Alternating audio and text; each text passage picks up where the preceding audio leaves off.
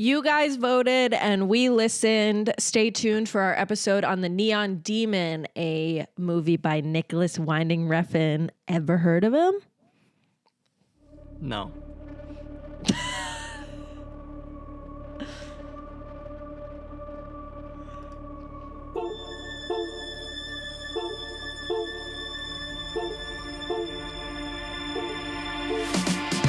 Is this a metal thing? Yes. Little taste. David, what is this? It's pretty thick. Break. I have to kill a lot of people. Just tell me what you want me to fuck. I have big tits and a tiny vagina. Oil me up, Daddy. I can't believe that Bryce prefers big tits. Mistletoe alert. This is backcountry. This guy was a real jerk. How long can Ugo be pregnant? Chomp, chomp, chomp, chomp. Oh, you're such a dick, David. Okay, everybody, put on your corpse handling gloves. Ew. Hoodie Picasso. Horror. Hello and welcome to Horror Movie Talk. Do you like that? Could you get closer to the mic?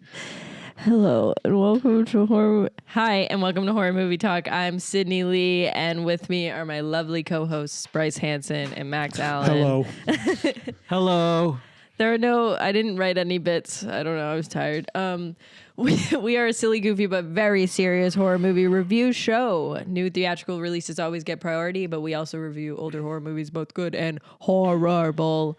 Make sure you rate, review, and subscribe on iTunes. Full video on YouTube. Don't be a square. Make sure to share. Also check out patreon.com/horror movie talk, the equivalent of the adult section at your video rental store.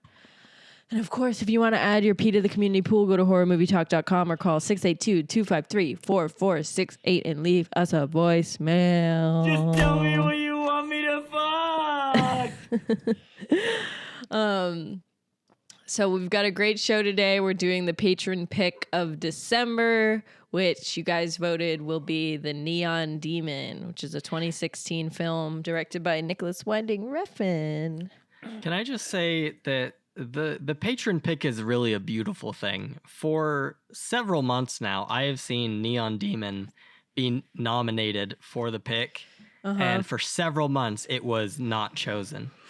Yeah. And what I think is so amazing about the patron pick is you'll be stiffed by the other patrons month after month, but then there comes a month where those same patrons that stiffed you are gonna be the ones voting for your movie. So it all comes around. Neon Demon is finally here. It's worth it. It's worth doing the vote because we post on Patreon. We say drop comments below of the movies you want us to watch. We take every single one of those comments and we put them in a poll and you guys vote. But yeah, you're right. I've seen The Neon Demon up there for a long time and I'm so excited that it finally got picked because I've been rooting for it every single week. And now we finally did it. So yay. So I forget who suggested it, but this is your day. So of course, we'll start out by giving a brief review and our score for the movie. We score on a scale of 1 to 10. And after we give our score, we'll get into spoilers and take a deeper dive into what we liked and hated about the film. And later, we're going to do horror movie horrors because Max didn't want to do it in the last episode. So we'll do it in this one. You're welcome. Thank you. I was going to do taglines, but, whatever. Thank goodness we don't have to do taglines. I hate taglines. I know, me too. All right, The Neon Demon can be found on Amazon Prime and Freevee. I know there's strikes at Amazon Prime right now, so Is there for what? sorry, we're There's strikes scabbing. at Amazon Prime? Well, the Amazon workers are striking for fair pay. Oh, I don't work at Amazon. I don't care. Okay, No, I'll tell you what. Like, listen, I got to deal with my own stuff day in and day out. I want to come home, and if I can't watch the movie that I want because there's a strike going on, screw everybody. How about you just deliver our packages and shut the fuck up, okay? Listen, I'm not saying that their problems aren't real. Their problems are real, and I hope that they get what they need, but I'm watching the movie I need to watch. You know what I'm saying? Okay, well, I watched this on Amazon. I don't agree with that. But okay. Sydney, I can't care about every problem in the world. I have my own problems. I can't care about all these problems. There's too many problems. That's true. I do agree with that. I don't think we were meant to know every single thing that happens at every part of the world at once. It's very stressful. See, I have no stress. I have no stress because I stopped caring. Okay. All right. Let's stop. So this film follows the teenage Jessie, played by Elle Fanning, who moves to LA with dreams of becoming a model. She meets some veterans in the industry, Rubi, Gigi, and Sarah, and forms a friendship turned rivalry with them as they all try to make it to the top. Jessie soon learns the ways... Was it ever a friendship? Not really. Was there any semblance of any kind of friendship other than just bitchy, like... With Rubi, sniping? with Ruby, she definitely thought there was a friendship. Right. Yeah. We'll I mean, get an into awkward and tense friendship for sure. But Yeah. Jessie soon learns the ways of the cutthroat world of modeling and how everyone around her would do heinous things for her youthful beauty. Okay, I don't think you guys are going to agree with my review, but whatever. Okay. All right. I absolutely love this film. This is my third time watching, and I swear it has gotten better every time I've watched it.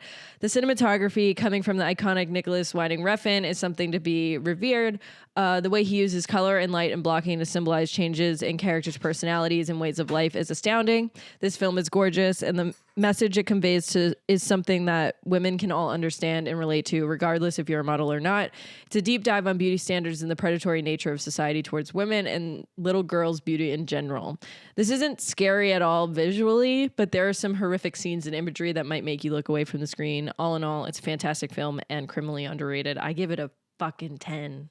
10 out of 10. 10 out of 10. Like, ever since I saw this movie, I've loved it. I have never seen someone also love it. And I was talking to my friend the other day, and I was like, oh yeah, we have to record 2 episodes this week. And he was like, what movies? And I was like, The Neon Demon. And he was like, oh my God, I love that movie. And I was like, you do? Because I've never met anyone who also loves this movie. So shout out. But yeah, I love this movie. I really do.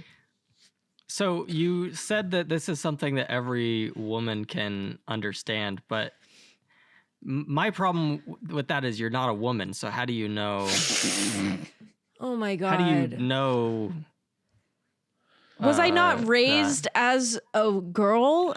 Like, Sydney, Well, stop more importantly, misgendering yourself. The more important question is, what is a woman? I don't want to do this.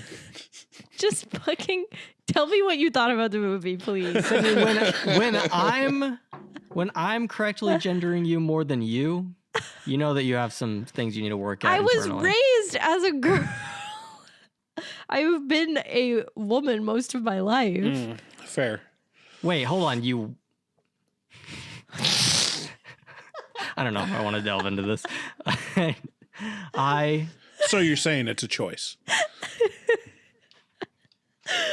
Shut up. No, it's fair. I mean, I spoke at length about Heretic, and I'm not really Mormon anymore, so. You're always Mormon until you remove your records, Bryce. That's true. Okay. This is my second time watching The Neon Demon, and the first time I watched it, I actually really liked it. I don't know what was different about it this time. I still thought it was decent. I just didn't love it. It's really slow. There's okay, this is my biggest problem with this movie is there are scenes that drag on so long just because they want to show you these interesting visuals, but it just gets really boring. And I don't want to watch a strobing light for 6 minutes while the characters stare and in slow motion smile, and the strobing light is just hitting my eyeballs over and over. It's not enjoyable. And I think that while a lot of the visuals are good, they're not the best I've seen. And so it kind of just ends up being a waste of time. But there are a lot of elements that I do like about this movie. The main character, I think, is played wonderfully. I like how catty all of the girls in the industry are. There's parts that make me feel really sad. When one of the girls is like, well, no one really likes how they look. And she's like, well, I do. There's just so much interesting things that you can like delve into with that kind of stuff. So I think it's an interesting movie, and there are good parts of it, but there's also some really boring parts, really long drawn out parts that don't need to be there. I'm gonna give it a 5 out of 10 actually. Have you ever seen Drive? No. Okay. I love Drive. Drive was great. I don't Also very love Drive. You don't love Drive? I don't. I liked it, but I did not love it. I like this movie better. Yeah, I mean, I guess I don't love Drive. I really liked it though when I saw it in the theater, and yeah, it's similar thing where it's like, all right, let's watch nothing happen, and then very quick flashes of hyper violence. Yeah, and then let's move on. Yeah, well, I'm definitely the dissenter on this one because this movie was a big old nothing burger for me. It's like, I was waiting for anything to happen. Like it's a 2-hour movie and the last 15 minutes is the only time where anything really happened. In terms of a horror movie, this is not. Like it's not a horror movie. And even as like a commentary movie, it's pretty light. I mean, the majority of the movie is like the biggest theme you can get is pretty girls are kind of catty. Like that's like I think the biggest thing that happened. The most dramatic thing that happens is like kind of, it has some like pointless scenes that happen that are dramatic, but it has nothing to do with the story. And the actual story, there's very little dramatic moments. It's all very like subtle, but also not subtle in a super interesting way. It's like, when we get into spoilers, I would love to hear what you think is like the pointless scenes. I want to talk about Bryce, that, I want to push back on you saying that like the meaning is just that like pretty girls are catty. I think that there's like some pretty good messaging in there that like a lot of women view their self-worth as like how pretty they are. Right. There's that. I mean, yeah, the surface level is like, and it's a lot of like tell, don't show for me, which is like Elle Fanning's character is the most beautiful and astounding person that there's no way you could possibly ignore it or like see anything else than her utter astounding beauty. And then these other women are just kind of fake, you know? Well, that's and I look at all of them. That's I look at all of them and I'm like, they're all gorgeous. They're all like astoundingly beautiful. But like, the other girls are plastic. That's the thing. The other girls have manufactured their beauty to a point where they're like, they think that they're so beautiful. And Elle Fanning didn't have to do that. She just showed up. Well, yeah, you have to tell that. You have to say like, oh, I got all this work done. And this is all the plastic surgery. There's literally a scene where that happens. I know. They have to tell you that. They don't.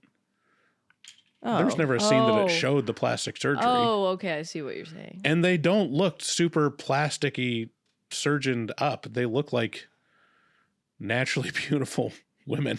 Like, well, I actually think I have a different, I might be saying something crazy here. I think those other girls are ugly. Yeah, you're crazy. Like, I think they are nasty.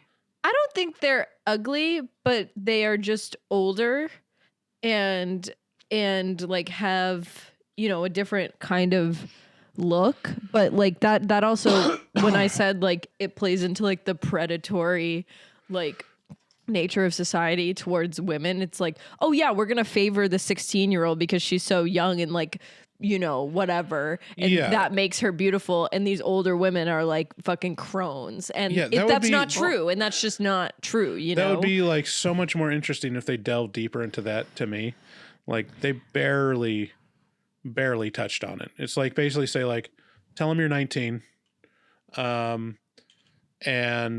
there's some creeps out there that like kind of, you know, rear their ugly head, but there's barely anything to really hold on to there in terms of like really hitting that message home, other than telling us that and like showing us the reactions and of the older crone girls that are they all look nearly identical. Like the only thing difference between Elle Fanning and the other two girls is she's got a little bit more baby fat on her face. Like she does look younger in terms of like having, more, if we're getting plastic surgery, more buccal fat. Buccal fat? I think it's buccal fat. Let me maybe try to explain myself when I call these girls gross. Yeah, tell us more about why these women are ugly, Max. Yeah. So and it's not that they're old, because they're not old. They're like 26 or 7 or something like that. No, they're younger than that. They're not even 21. They're talking about aging out at 21. So they're all like 20. Okay. They don't look old to me. They look like they're going, whether it's that the actresses themselves have had work done or just the makeup they do that makes them look like that, but they're going for the manufactured look, right? And to me, that's just not appealing. Like I like girls that look like real human beings. It's like what's attractive to me. It's like Gigi and Sarah are like they're doing everything up. Like they have red lipstick on, they have heavy eye makeup. They're very fake. Like in this scene, she really, like the one that Bryce was showing, she like bears it all, and she looks a lot older than Elle Fanning. She's stressed. She has bags under her eyes. She's like, I'm not saying that they're not beautiful. I think they're gorgeous, but like Elle Fanning has this like young, fresh brightness to her because she's so young that she comes into the scene. I think sucking out the fat right here has got to be the worst. It's crazy. The worst move you can make. It makes you look like a skeleton. It's gross. Yeah. Like the fat right here is cute. I like the fat here. Yeah. Yeah, I don't. I mean, Elle Fanning was 18 when she filmed this movie, when this movie came out, and they were all much older, like 10 years older. Elle Fanning and Jenna Malone have such like a similar. Yeah, but she's not a model. Look, in terms of just like having a kind of girl next door face that's just really pretty, but it's not like.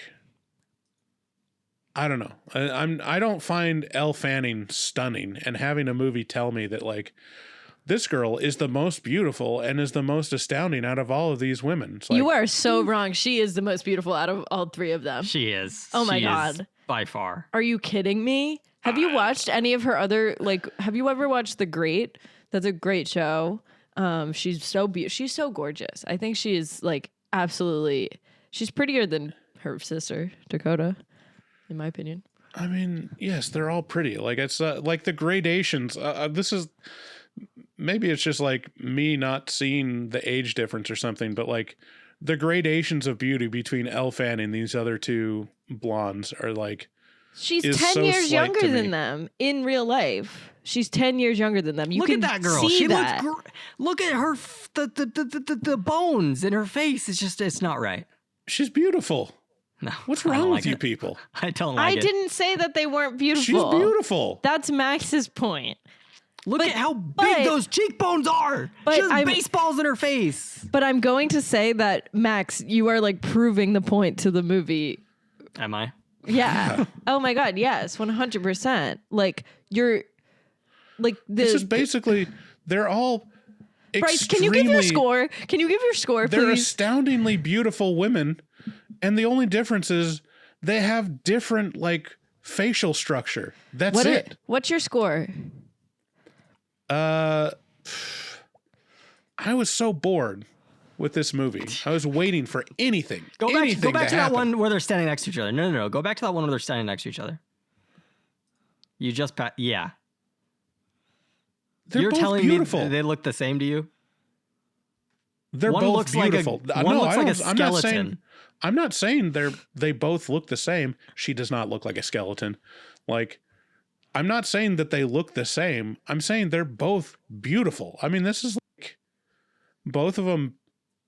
I don't know if they're without makeup, but basically like low lo-fi makeup on. They're both astounding. They have so much makeup on. That's so funny that you say that.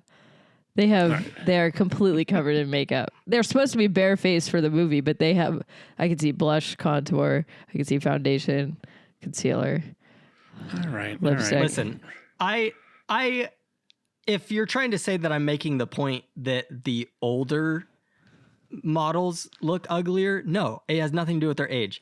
I do not like the manufactured look. This is not manufactured. This is not someone with a ton canonically, of work done. Bryce, canonically in the movie, they are two girls that have had an intense amount of work done. I know. This is my problem, is that, like, I can't see it. Like, I don't believe it. They have to tell me that for it to work, and it doesn't work for me. Do you think those actresses had work done? Because it looks to me like they did. And if they didn't, they're using makeup to make it look like they did.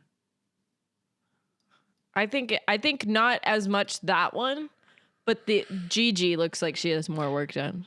I think if it's not real work, they're using makeup to like make the lines like sharper and more defined. They are. They definitely 100%. It just is not it looks strange to me. Yeah, both of these, I'm not seeing it. Like, I don't. Which one of these is supposed to have all the work done? In the darker lighting like this, they look more normal. But when the light is like directly on them and there's like all these shadows and like sharp lines and like sunken in cheekbones, like I don't know what to tell you. It looks bizarre to me. These guys are crazy. Have you not seen like an actual ugly woman before? Like, no, I've never seen an ugly woman. You're saying this person is like, what an uggo compared to Elle Fanning. It's like, what? Compared to Elle Fanning, yes. Guys, we need to stop and we need to keep going. This is the hill I'm dying on. We can't just keep comparing. This is the whole point. Is the premise of the movie falls flat for me because they're all naturally beautiful women. That's not okay. Let me just break it down. They have for a to second. tell me. It's like it's tell, don't show. That is not with this movie. The point is that Let me finish my review. Let me finish. I'm a finish. I'm a finish. So, like, there's really like nothing significant or really interesting that happens in the film until the very end, where she's truly preyed upon, and like. I wish more of the movie was her being preyed upon in different ways.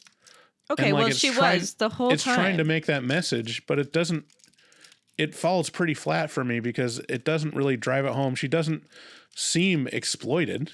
Okay. It's literally just like she's so beautiful that this is all the things that her beauty opens, and it just comes to her, unwarranted, and. It just doesn't work for me. Like I look at this and compare it to The Substance, which makes almost all of the same points, and The Substance is 1 billion times % more interesting, visually, thematically, and like in every way. I give this one.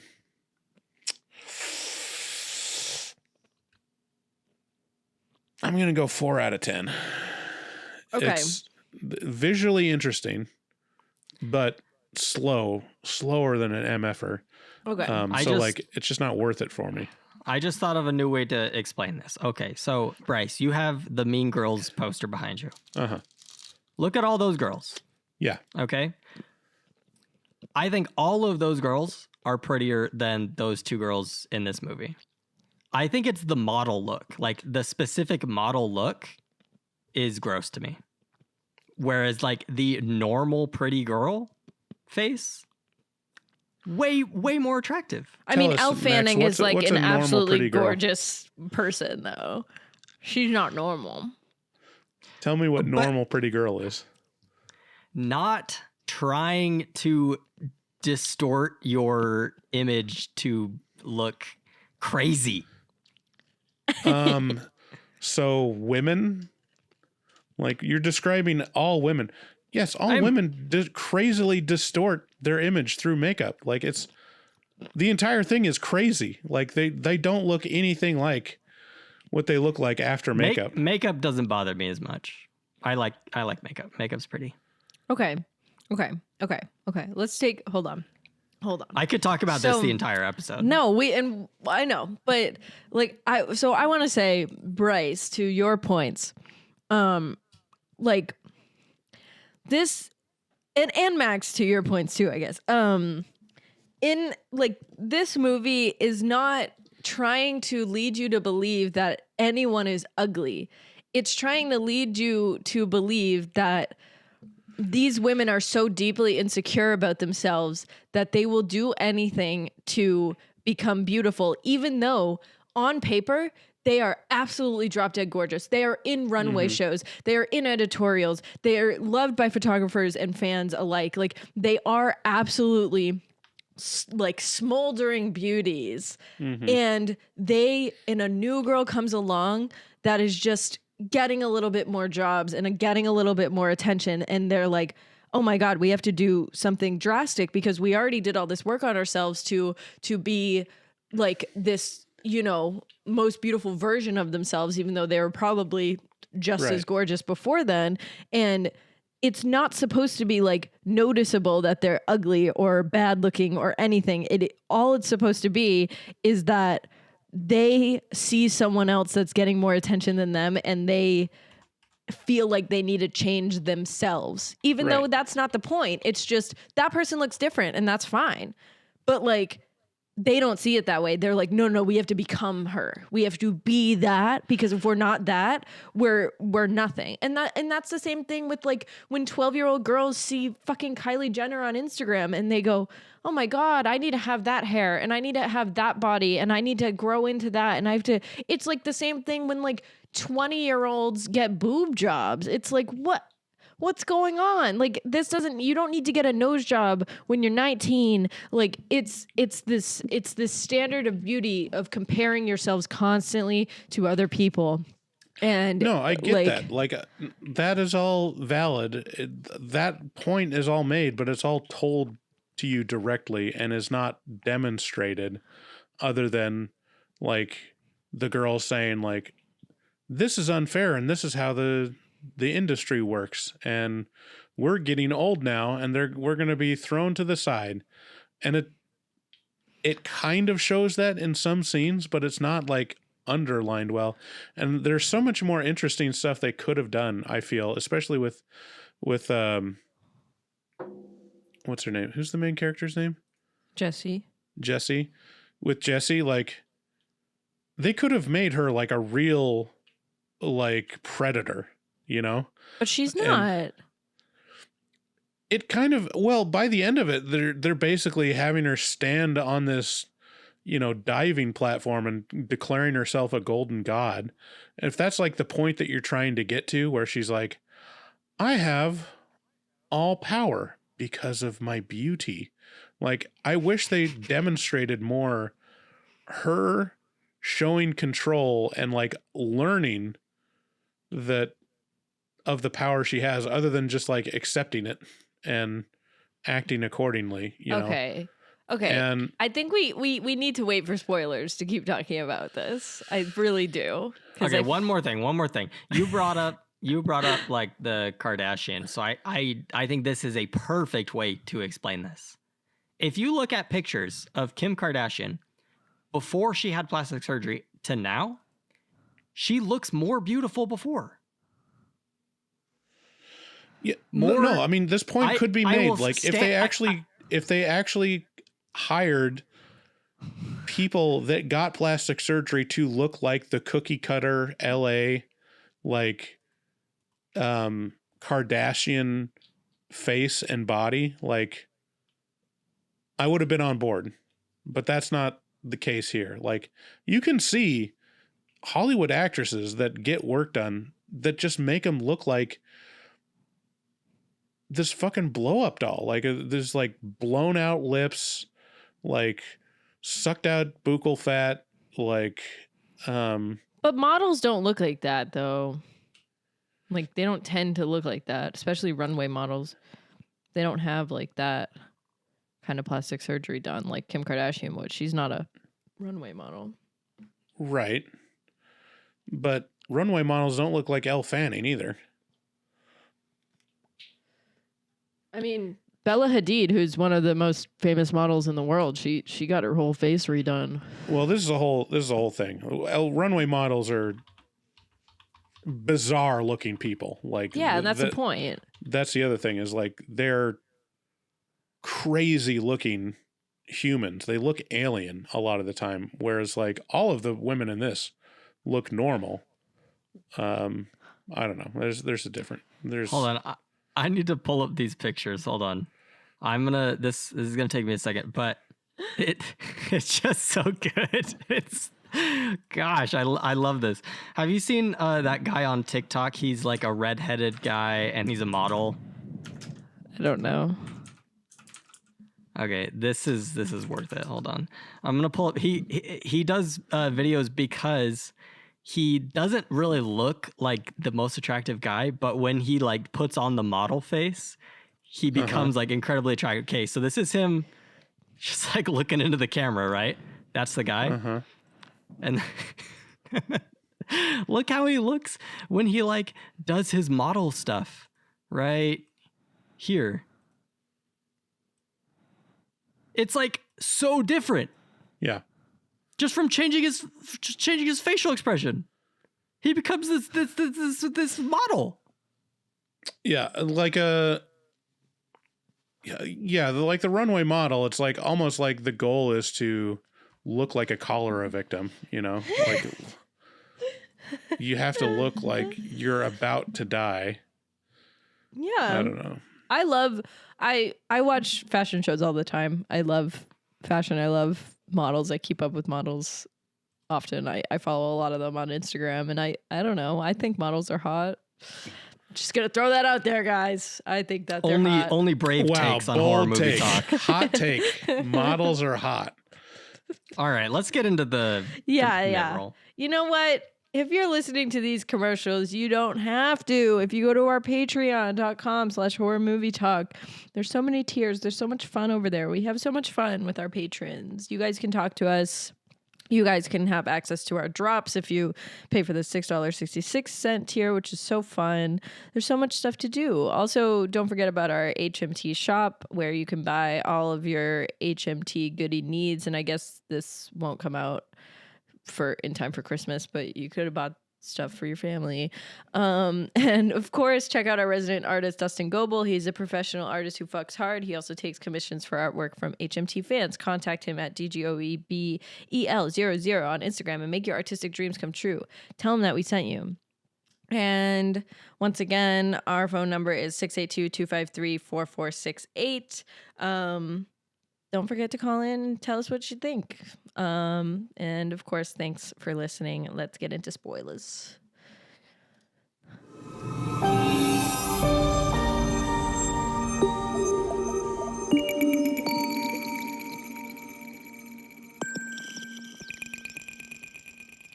Per usual, I have taken so many notes.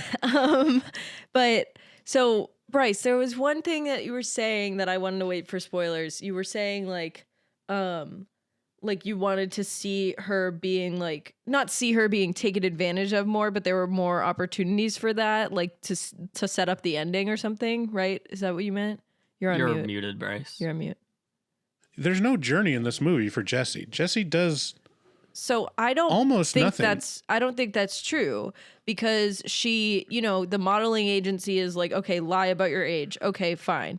Okay, she has to forge her parents' signature because they're presumably not around anymore or dead. They're dead. So that's, and then she has the creepy motel manager, Keanu Reeves, who, reprimands her because there's a fucking like leopard in her room or a mountain lion in her room. Like he extorts her for $200 like because of that. And so she's being preyed upon. She gets that test shoot with the creepy photographer who makes her get naked and closes the set. So she's the only one there. Who knows what happened on that set? He could have done anything to her. She said it was totally fine, but who knows? She has this boyfriend who is significantly older than her and doesn't care that she's 16. He makes a joke about it, in fact, and still tries to kiss her at the end when he's obviously in his 20s. And then she finally, I think, like, then she has a dream that Keanu Reeves comes into her room and like puts a knife in her throat, and she wakes up and he's trying to get into her room, and she locks the door. She locks the deadbolt, and then she hears him raping the girl next door, like the 13-year-old. The 13-year-old. So like she is being absolutely taken advantage of this whole time. These girls are also preying on her. They're asking her all sorts of questions. They're talking down on her. They're the only people she knows, and she's being just absolutely berated all the time for being pretty and getting jobs. And she's trying to be as nice as them as she can be, and she like can't. And then the turning point is what's behind Max is when she closes that fashion show and she's like, oh, my ego is heightened, like I am a bad bitch. And that's when everything turns and she kind of becomes one of them. But she thinks she's better than them, obviously. And then she tries to escape getting raped by Keanu Reeves, and she gets fucking sexually assaulted by Rubi. She gets taken advantage of the entire movie. So that her little speech on the diving board is kind of her trying to take her power back and be like, I don't need you. I don't need any of you. You guys suck. Like, I am the best. And you know what? I've been docile little lamb this entire time, just kind of letting things happen to me. But no, I'm reclaiming it. And that's the exact point where they're like, nah, we're going to fucking kill you. So that's how I see it. Sydney, it sounds like you're putting your personal experience into the power behind your voice. I feel like you've maybe had experiences like this before. No, I'm very passionate about this movie. I recognize all those things. I see, like, yes, I mean, maybe I'm taking for granted, but it's like, yeah, that is the industry. It's showing the industry for what it is, which is like, yes, it preys on beautiful, young, impressionable women and makes compromises and forces them to make compromises so that their beauty can be exploited. However, what it doesn't show as much is like the change and benefits that she gets through that. Like, it kind of suggests it, but it's like, what's crazy to me is like, she does all these photo shoots, closes this fashion show, but she doesn't have any money to move out of the creepiest motel in the planet. Like, where's the change in her position as she's growing in power and growing in recognition in the industry? Like, there's no progression shown. It's like she's always as in danger and as, like, you know, whatever as she wasn't in the beginning. And like, it's trying to communicate that that's happening, but we don't actually see any of that happening. Like, it's showing that like she's getting more recognition and more fame and more power in the industry, but there's in her life, it's still shown her as a complete victim outside of that. And it's like, that does not compute for me. It's like, show I have an answer. And it's actually more compelling to show the after effects of it and how powerful that is. Of like, yeah, this is why all these compromises, like kind of the getting in the situation with kind of rapey photographers and like selling out your soul for just your beauty alone without anything, you know, internal, is you show because of that you get fame and fortune and improve your position and also improve like the caliber of people you're around, you know, and like the you know, like that's the real story of beauty in the fashion industry is that like, yeah, you are exploited 100% for your beauty, but also you get to go on yachts. You know, it's like, and doesn't show any of that. She's still in like a decrepit motel in danger for her life. I know. The entire time. I have an answer. I'm like itching right now. So this is my third time watching, and this is the first time that I've noticed this, and I think it's because I've watched this 3 times. So the night that she gets to LA, or the day she gets to LA, she goes on the photo shoot. Or no, she goes to the modeling agency, she gets signed, and then she goes to like the Hollywood Hills with her little boyfriend. And before he leaves, he points up at the sky and it's a full moon, right? And so that's a scene.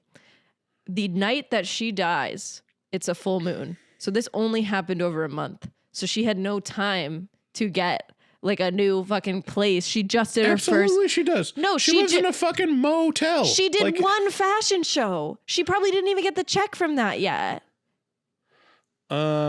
I don't. It was only a month. And she did a test shoot, which wasn't even like, she didn't get paid for that. And which was which she got painted in gold. And then she did the fashion show, and that was it. That's all she did. So how much do you get paid for that fashion show? A couple thousand? Okay. She could have definitely gotten an apartment, but maybe she was working on doing that and she was just staying with Ruby in the meantime. That's how I see it. It's only been a month. In practicality, but like I think there's a lot more story that you could tell. There's a lot more that you could show and to underline the point that the film is trying to make or the message that it's trying to convey.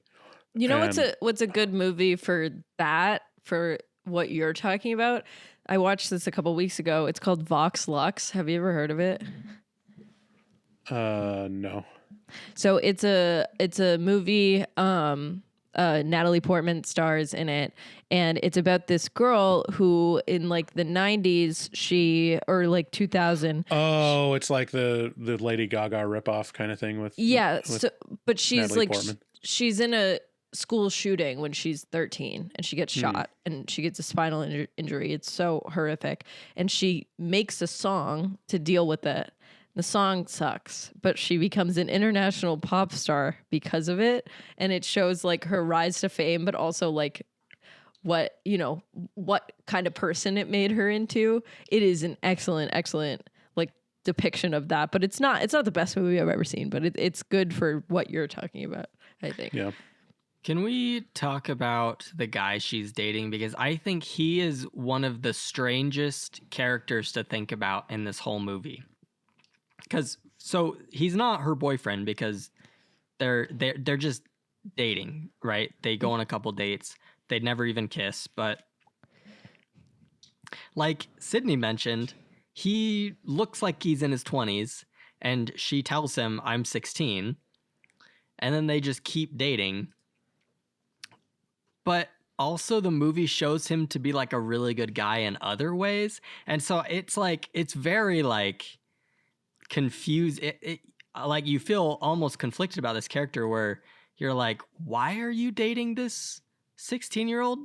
And are you doing all these super nice, like genuinely nice things for her just because you want to date her? Or is he actually a good guy and wouldn't take advantage of her, but then he's still dating an underage girl, which is like, how do you reconcile that? Yeah.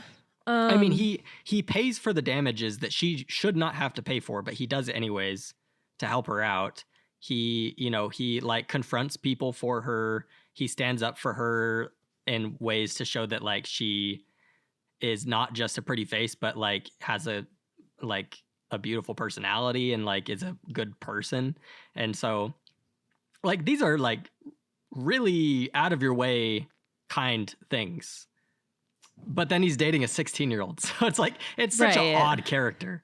Well, I think that part of him is he could genuinely be a good guy, but also he's dating a 16-year-old. So that inherently makes him like not a great person. But like at the beginning, he does the first photo shoot with her that she uses to get signed to the agency. And he mentions like, did they say anything about my photos? And they did. They said they were amateur, but she chooses not to tell him that.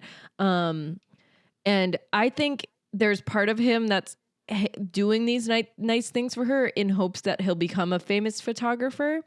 So it's like a different side of the industry where he like wants to be, he wants to be like the guy that she did the test photo shoot with. He wants to be famous. He wants to be renowned. But I think there's a turning point where the last time we see him is when they're at that restaurant and she's like a brand new bitch.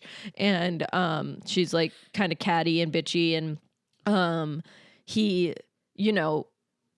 he goes after like the fashion designer and he really like opposes like everything that they're saying. And he's like, don't you want to leave? And she's like, no, these are my people now. Like, you're not in this. And then he leaves. So I don't know. It's hard to think about him. He's a really interesting character, I think. I think it's just another example of what I'm talking about. It's like we're told what we're supposed to think about him, which is, if she was not beautiful, he'd have no interest in her. Like the whole thing where he's like defending her and like doing all this stuff. Like really the undercurrent of it is like, no, he sees her get off the bus too and is like, oh, power, like, and beauty. Like, I will latch on to that. And he does because number one, who doesn't want to fuck hot bitches, and number two, he can ride her coattails into fame on his own. So it's like he's not innocent of himself, but we're not shown. We don't see an example of that other than them pointing it out and her kind of agreeing with them. Like there's not really a lot. And like, yeah. And then the whole thing where she's 16 that's like not a lot's made of it other than just like hanging that over the whole movie. It's like, oh, by the way, she's underage and, danger. Mm-hmm. So I don't know. I don't think we see or hear enough to presume that he like wants fame from her. Because, like, yeah, he takes her pictures and he asks about them, but he's never, like, saying, like, oh, can you mention me to this person? Or, like, can you ask if I can do this? Like, he never does any of that. I think his motives seem pretty clear that he wants to date her, and that's, like, his main priority. Well, yeah, because he tries to kiss her, and she makes him not kiss her. Yeah. Anyways... Let's go through the main scenes of this. Yeah. So, so she gets there. She gets signed by the agency. At the photo shoot, she meets Ruby, who's a makeup artist for like models and stuff. And Ruby's like, let me take you to a party. And they go to a party, and that's where she meets Gigi and Sarah. And they're like talking about lipstick. And they're like, lipstick is like, if it refers to like food or sex, people will buy it more. And they're like, are you food or sex? And she's just standing there and they're like, she's dessert because she's so sweet or whatever. But they pick her apart in every scene that they're in with her. They ogle her like she's meat. They talk about every aspect of her physical being, like all right in front of her. And she just kind of takes it because she just... I don't know. She has a clapback. Pretty severe clapback. There's the other thing is that this dialogue is like, I'm not quite sure what they're trying to do with it because it's not super clear. But like, so what's her name? Jessie. The severely plastic one. Oh, there's Gigi and Sarah. Gigi, whichever one is like bragging about her plastic surgeon. Gigi. Dr. Andrews. And talking about like all the works that she's got done. And she says something to the effect of, like, my surgeon calls me the bionic woman. And Jessie says to her, is that supposed to be a compliment? Which is valid. A hugely bitchy thing to say. Like, that's hugely, like, what a cunt to say that to someone's face. And then like there's a similar thing. Yeah, they're being very cunty to her, obviously, and like picking her apart, like you said. But there's a couple times where Jessie is like ruthless with like what she says about her natural beauty versus their artificial beauty. And it's like, I'm not sure if she's supposed to be doing that knowingly and is actually like mean girling back to them, or if she said that innocently and they took it harshly and then she has to realize it later, because that line itself is like, is that supposed to be, is that a compliment when she says, I'm the bionic woman? Like, what are we supposed to take from that? Maybe she's autistic. I actually think that's exactly how you should treat people in real life. Like if people are being just lunatics that are jerks, like calmly telling them what you truly think is got to be the most genuine way to live. Yeah. Honesty is the best policy. Yeah, also, I mean, fuck empathy, right? Yeah, exactly. Fuck empathy and kindness if people, you know, aren't immediately empathetic and kind to you. Mm-hmm. That could never win anyone over. You could just lie to them and pretend to be their friend, right? Look at these kill pictures. them with kindness. Look at these pictures. You guys know who this is, right? Isn't it the guy that got surgery to look Asian? Yes. So this is a Korean pop star, and this is a British guy who gets surgery to look like him. But what is going on here? Plastic surgery doesn't work. It just doesn't work. It's scary. It's not far. The science is not there. There was a girl like 10, 15 years ago who got surgery to look like Barbie. She looks crazy. No, there's this thing, and I think I just found an article about it, but there's not enough good pictures about it. But the thing that like would be more interesting to look at would be this alienized look, where it's like, okay, here is this stereotypical over-surgeried face, which is like tons of filler, like crazy amounts of filler, like giant flat lips, giant cheeks, like eyebrows that are lifted in a weird, like alien way. Like this thing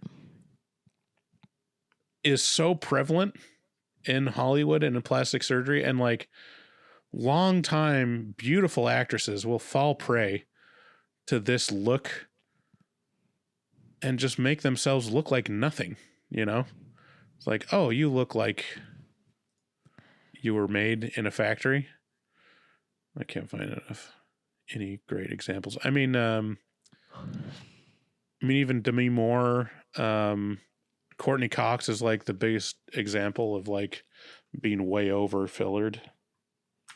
It's just sad. It's just, that's also a point that this movie tries to make, is like, women aren't allowed to age in the industry. And so older women get like these crazy cosmetic things, and 9 times out of 10, it doesn't make them look like their younger selves. It makes them look like a plastic version of themselves. And it's really sad, because it's like, if women were just allowed to age in the public eye just regularly and not demonized for being an old person, then I don't know, women wouldn't have to feel like they had to do stuff like this. It's sad. Yeah. Have you seen Pamela Anderson lately?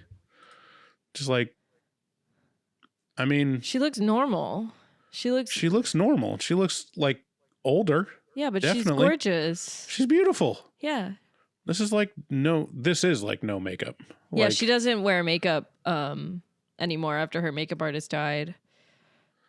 Yeah, so it's like, we could be having this, you know, but we have these weird, I don't know, beauty standards.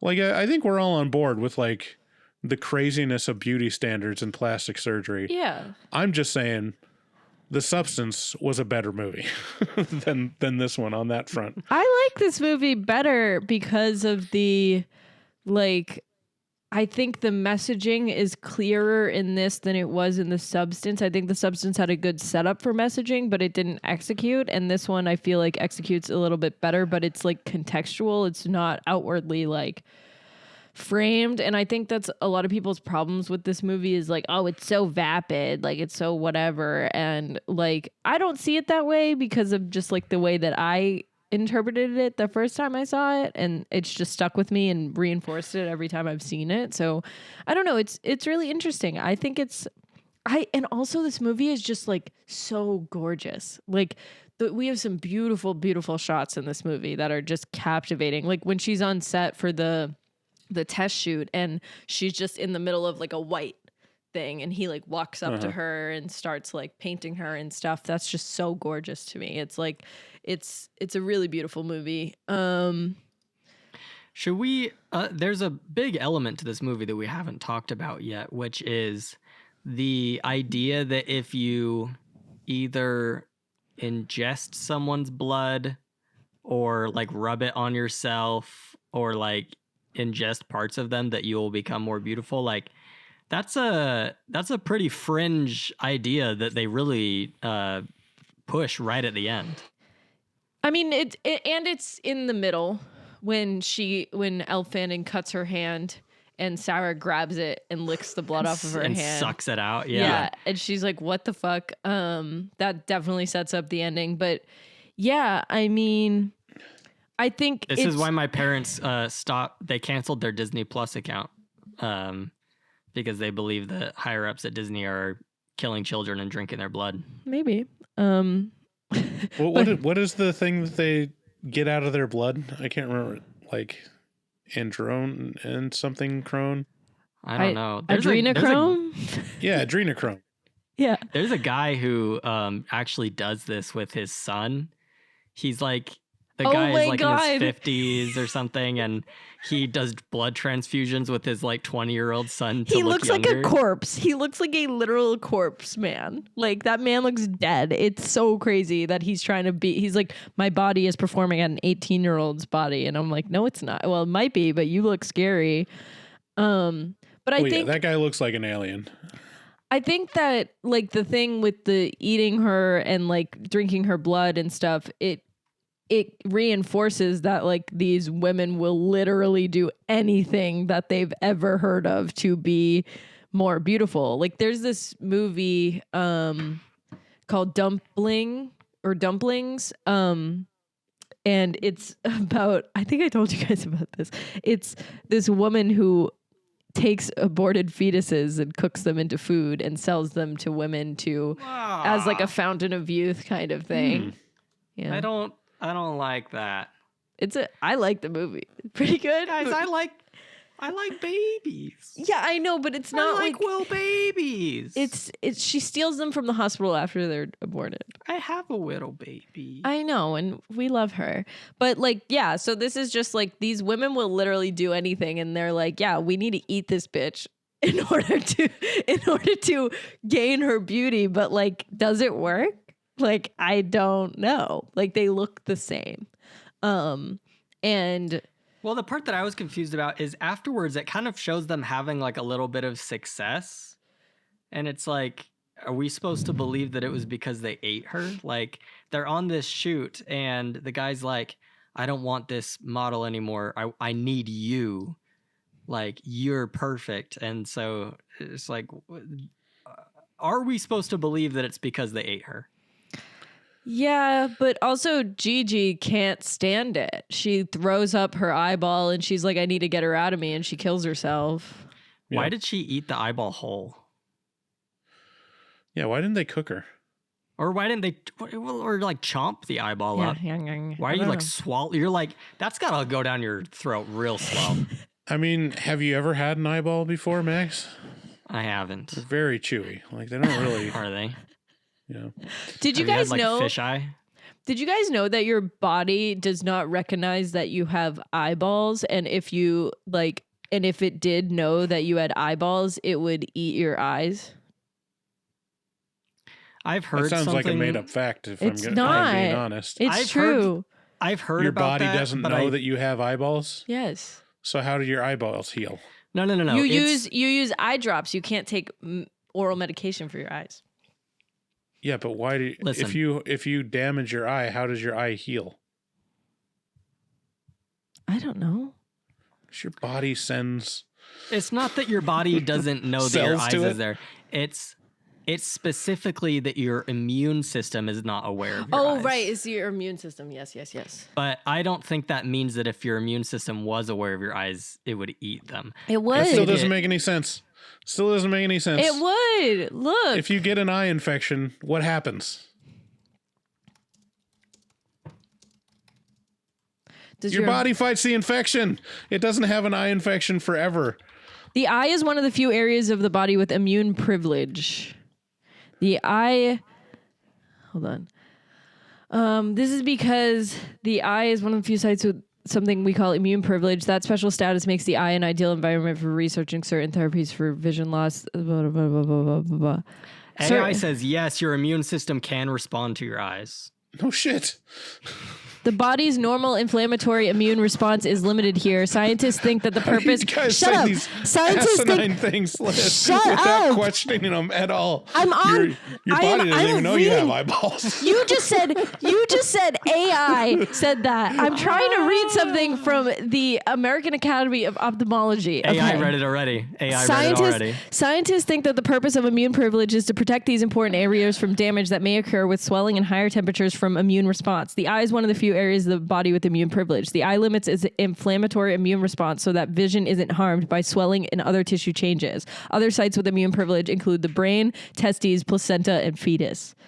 Yeah, you said the inverse of what you originally said, which is... This is what I meant, though. Instead of having your body's immune system not know you have eyes, it has the highest privilege in your body because it's so important.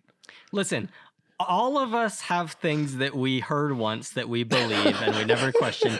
Every single one of us has something like that in there. See, I was skeptical of the immune system and the eyeballs thing, but I also locked it in my brain as that's potentially true. Yeah. Uh-huh. Well, I mean, TikTok said it, so I mean, how can you not believe it? I heard this from someone in real life. I want to live in a world where my body and immune system has no idea that my eyes exist, and if I get an infection, I'm fucked. I don't have TikTok, so I don't know what you're talking about. I actually did see a couple TikToks about it, but it was reinforced by seeing multiple TikToks about it. You know what I'm saying? Like, you see one TikTok, you're not just going to believe it, but then you see another TikTok. It was like the Terminator looking for a girl, and the girl's hiding under the table, and it says your eyes, and the Terminator's your immune system. Uh-huh. Right.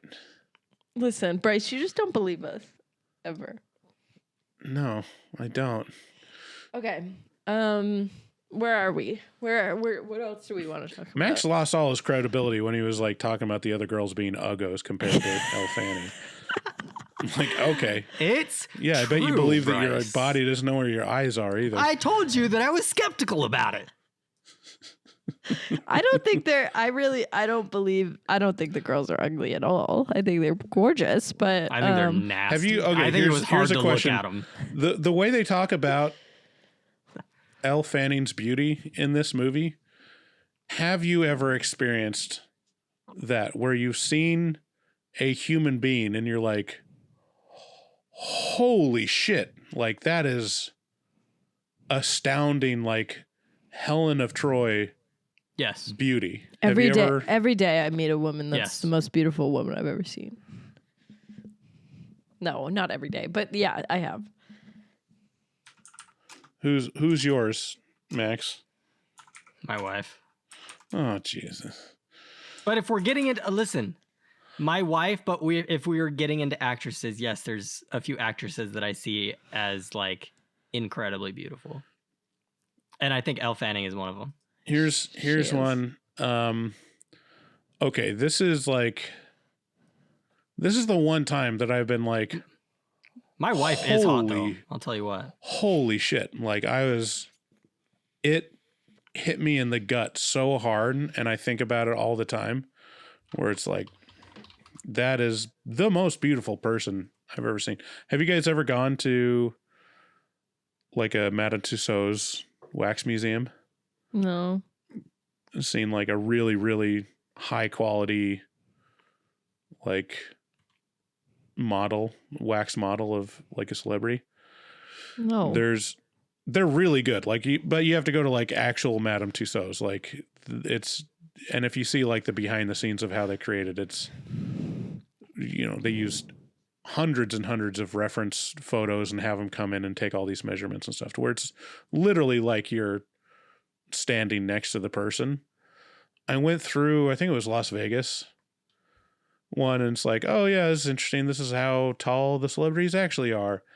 And then I turned a corner and they had this wax model of Elle McPherson. Jesus ever loving Christ. Like the most beautiful thing I've ever seen in my life. Are you going to show us a picture? I just had to Google her. I didn't even know who that was.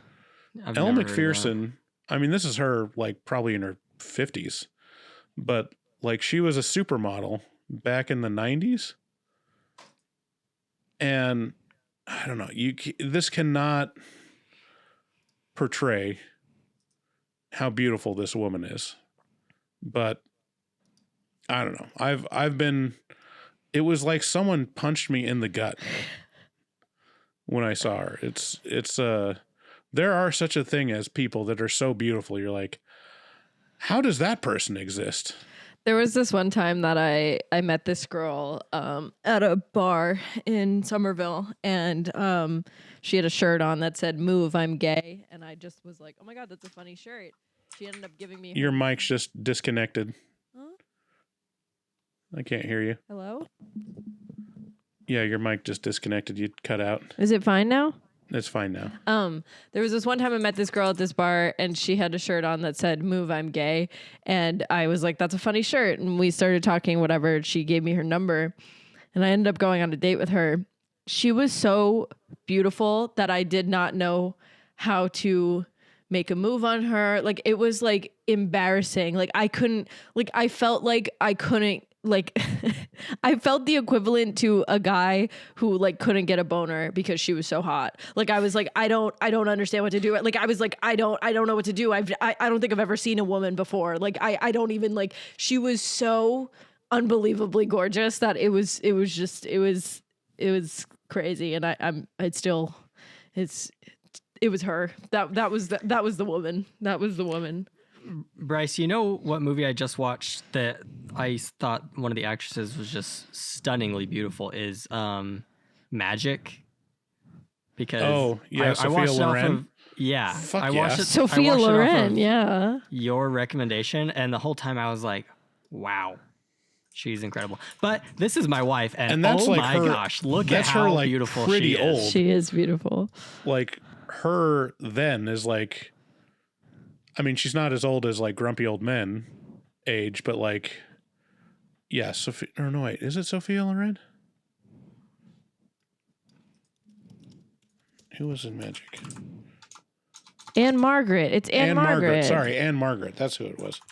Bye, bye, birdie. You know that? No. Okay.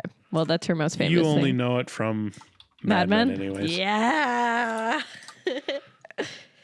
She's so pretty. Anne Margaret is, yeah, she's another astounding beauty. And like even in Magic, that's like, what was that, in the 80s? Late 70s? 78. Like she was huge in like the 50s and 60s.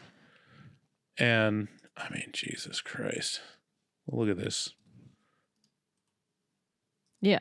Yeah. I mean, come on. And then even in Grumpy Old Men, like she was like pretty old. And, you know, yes, raw. No more questions, you know? I just watched 8.5 for the first time, and every woman in that movie, I was like, what? I was like, what the fuck? I was like, is this a real person? Like, Anouk Aimee is so gorgeous. She played Louisa.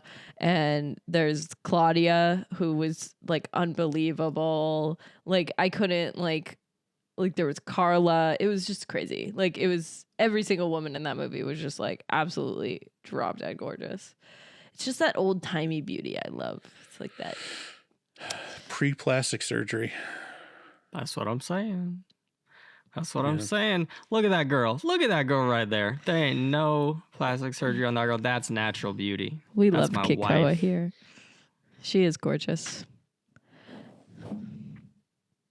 Okay, movie. So there was a point where there was like a mountain lion in her room, and I really like when she goes to Ruby's house and she sees like the stuffed cheetah. So she like puts it. She probably puts it together that she was the one to do that. And like, what else happened? Yeah. Oh my God. Can we talk about necrophilia?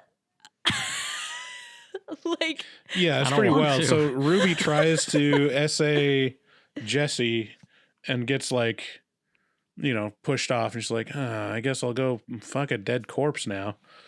And well, because she does make up for alive people and dead people. We find out earlier, and then she's like doing this makeup on this young corpse, and she fucks the corpse while thinking about Jessie. Yeah, and you ever been there where you just can't get pussy and you just gonna go fuck a dead corpse? Like what?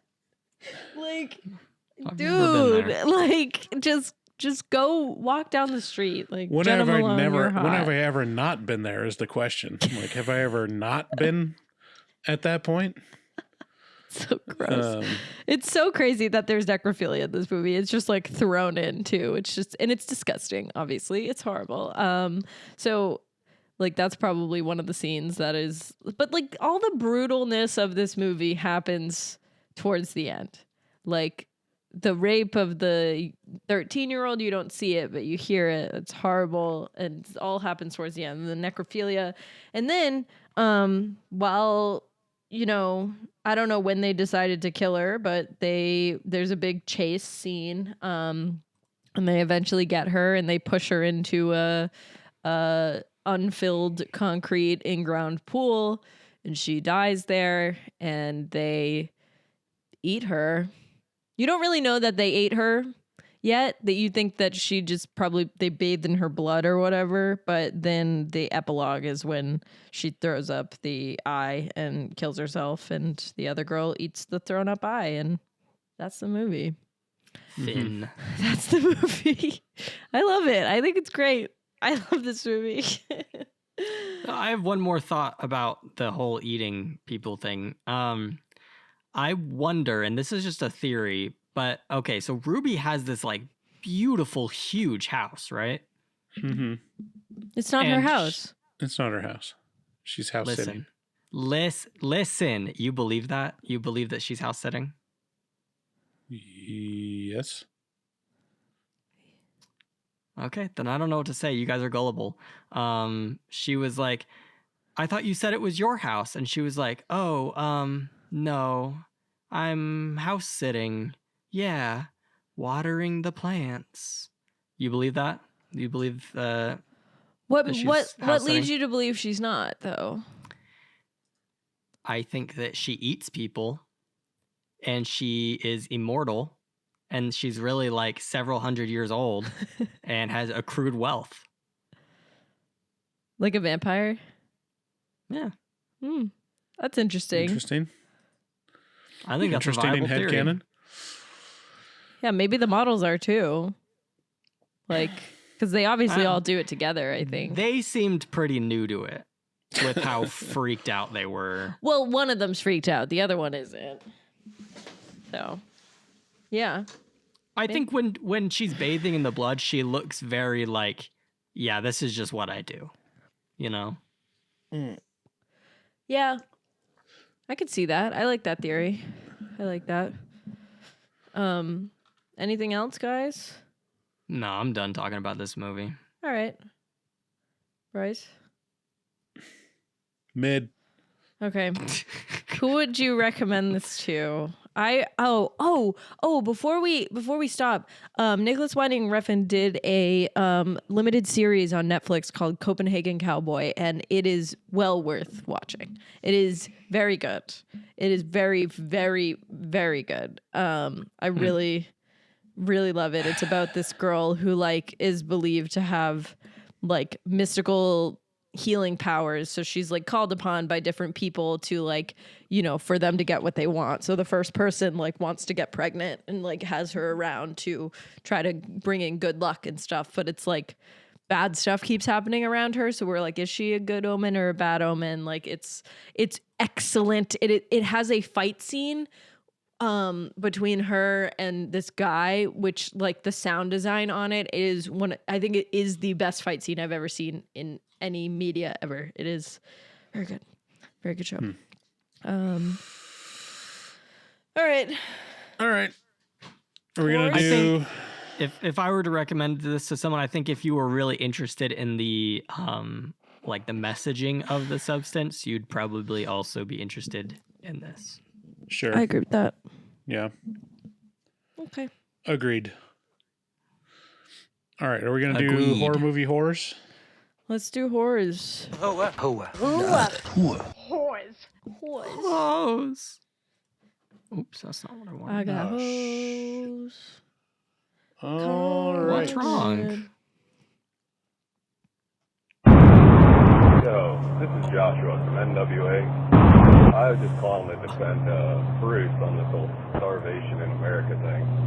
You know, my dad and his brothers grew up really rough, to say the least, and they didn't always have, you know, food to eat. They just kind of whatever they could find, steal. And, you know, they were stealing from some old lady's garden one time. And the cat wandered up, rubbing on my dad's leg, you know, and meat was a very scarce thing. So you can kind of guess where it goes from there. All that to say, if you're starving in America, I just don't think you're trying hard enough, you know? There's plenty of things out there to eat. You just got to figure it out. Have a good day, guys. Bye. Dude, what are you doing? What was that? A plane? Were you flying a plane? Yeah, that was so loud. We got a lot of truck driver listeners. Oh, to be honest. Okay. That was probably what it was. Yeah, I mean it's a pretty extreme case, but yeah, I mean go to a pond. There's gonna be ducks in there. Like, go to a pond. some of those Canadian geese are a little friendly, you know. Just wring one of them necks. You know, they're... Oh, where is it? They're eating the dogs, the people that came in. They're eating the cats. They're eating the pets of the people that live there. I can't get over how good that quote is because it sounds like he's making it up as he goes. Yes, exactly. They're eating the pets They're eating the dogs of the people that live there. It's so good. 4, 4, 6, 8. Who do you appreciate? Eeny, meeny, miny, mo. Catch a rascal by the toe. If he squeals, let him go. Eeny, meeny, miny, mo. My mother and your mother were hanging out their clothes. Is this My Phil? mother gave your mother a punch in their nose. What colour was their blood? Ibble obble, chocolate bobble, ibble obble. What color was the blood? All right. Thank you. Big stretch. Hey, H&T, it's Michael from Central Virginia. Hi, Mike. Michael. Been listening to the Alien Romulus episode. Oh, come on. Just kidding. I was actually listening to Silent Hill review, and I don't know what started the whole interrupting thing, but that has me rolling as I drive home from work. Sydney, you're taking it like a champ, and it is hilarious content. Bryce, keep the Borg references coming. I enjoy them, so you've got at least one fan. And I liked that movie. I haven't seen it in years, but Silent Hill, not Star Trek, but I haven't seen it in a while. The only thing, the biggest thing I remember is just that squelching sound of that lady's skin being removed, and it was that sticks. But yeah, other than that, I kind of wonder if maybe I saw a different ending than you all did. I seem to remember like Sean Bean coming in at the end, and he says something, and they turn around, and he's not there. So I thought maybe the girls made it out and he didn't. But I don't know. Maybe there's a couple endings. Anyway, hope y'all are doing well. We got like a week until Christmas, so Merry Christmas, and Happy Holidays, whatever else, and stay warm because it's cold out here. Okay, bye. Merry Christmas. Thanks for calling. Yeah, no, the ending of Silent Hill We still say Merry Christmas at Horror Movie Talk. Like, they're not going to tell us that we can't say Merry Christmas. Sorry. Just wanted to get overtly political for some reason. Yeah. But the ending of Silent Hill was they were still in Silent Hill and Sean Bean wasn't. Yeah. Yeah. Maybe there is an alternate ending. I don't know, man. I don't know.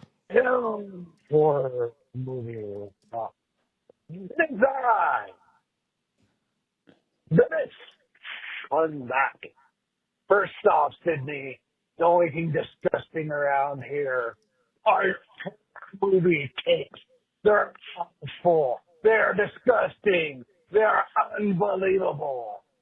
Second of all, I didn't say stalking was legal in Massachusetts. I said the devil's lettuce is. And we all know you do it. And you don't want Bryce mentioning it. I don't know why, unless you work for the feds, or the state, or the FAA. Second of all, okay, Bryce, you have a point. I'll go, head down, at a stop. Test for you. Also, if you want to increase your views, you guys, you, Bryce, need to do the podcast topless. Oh, I would love that. Oh, yes. Oh, and I'm back. Yeah, I'm looking forward to another great year of movie talk. Even enjoy the free stuff so you can get Oh, okay. That was pretty incoherent, huh? Did you guys get any of that? I can't believe that people still think they know what we cut out of that episode, and they're always wrong. Mm-hmm. Wait, what did he say? I didn't hear it. No, he was saying that the devil's lettuce is legal in Massachusetts. Oh, because I thought he said stalking was legal. Yeah. But then he said, and you don't want people, he said something. Yeah, you were saying he was alluding to when we cut out a certain part of the podcast episode that. Yeah, I smoke weed. Are you kidding me? I'm not shy about that. Yeah, you guys me? keep guessing on the drug that we cut out until we get to it. Keep calling in the voicemail and posit your theories on the drug that Sydney made me cut out. It was funny when someone thought it was because I had sex. That was right. That's hilarious. Like, why would I? Number one, why would I be like, I had sex last night? Oh no! Like, oh no, I'm gonna get fired. Get fired. Unless it was with your boss, I guess. Attention on my. Never mind. Is that all the voicemails? That's all the voicemails. That's it. All right, we did it. Thanks, guys. Thanks. Call in more. Give us more. Give us more. Ow! Call 682-253-4468. Yeah. What'd you do, Max? Oh, dude. That hurt. What happened? I squeegeed my arm. Oh, and the blood just like in the vessels. Oh. What? You ever do that? All right, let's finish this episode. I went like this. I like pressed really hard like this. And you know how there's like veins there on the bone? And I just like squished the veins on the bone, and that really hurt. Did you ever give people Indian burns on their arms? Mm-hmm. That's what I thought you did. Well, I called it like a First Nation burn. But you do you. You're standing on stolen land. That's what I imagine Portland is people just coming up to you and being like, you're standing on stolen land. And then it's like, you know what I think though? Someone's going to steal it from us too. So it's all going to come back around. Right. Like eventually. China. We think we're going to hold this land forever? When China comes in and pushes us off of our land, we're going to be like, hey. Xi Jinping. I'm a native. This is my native land that you've taken from me. Are you only a native once someone kicks you out? Yes. Okay, politics. Okay, well, thank you for listening. Thank you to our patrons who kindly voted for this. Go to our Patreon, and you can vote too if you sign up for our $15 tier, which isn't that much because look, you vote, we do, you vote, we do, woo, woo, woo. But yeah, thanks for listening. Bryce already said the voicemail line again. Should I say it again? Because people seem to think we don't say it enough. 682-253-4468. Who do we appreciate?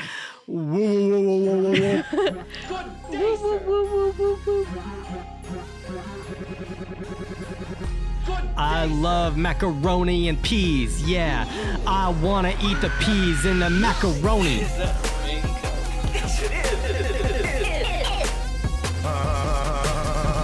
Canada Dry is the best ginger ale.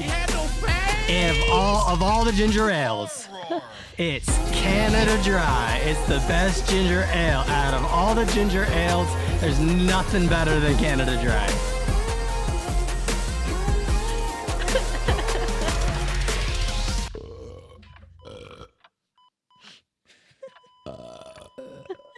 Wow, that didn't sound good. They're eating the dogs, the people that came in. They're eating the cats. They're eating the pets of the people that live there. I think we've used that drop